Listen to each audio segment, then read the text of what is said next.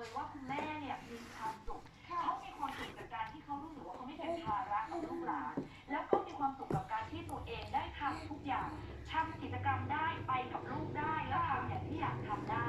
ดังนั้นคุณผู้ชมขาอยากให้ดูแลสุขภาพของคุณพ่อคุณแม่กันหรือว่าผู้สูงวัยในบ้านหรือแม้แต่ตัวคุณเองเพราะทุกวันนี้ก็ต้องทานแล้วด้วยนะคะก็ไม่อยากให้เกิดปัญหาในเรื่องของข้อ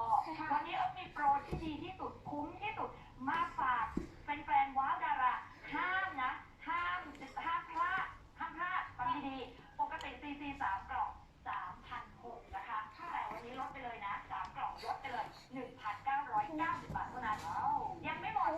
ให้แบบนี้พิเศษสุดๆเอาไปเลย300 สาย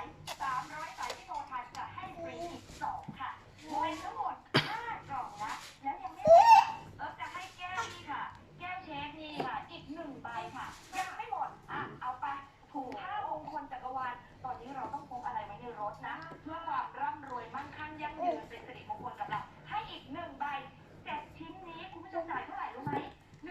1,990 บาทเท่านั้นโทรเลยค่ะ02-030-0033นะคะ02-030-0033หรือ LINE @TFM99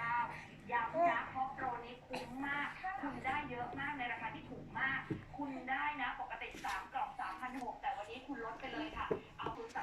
030-0033หรือ LINE @TFM99ราคานี้ไม่ต้องจ่ายค่าส่งใดๆของทั้งหมดส่งถึงหน้าบ้านย้ำนะวันนี้ได้ไปถึง7 ชิ้นในราคาแค่เพียง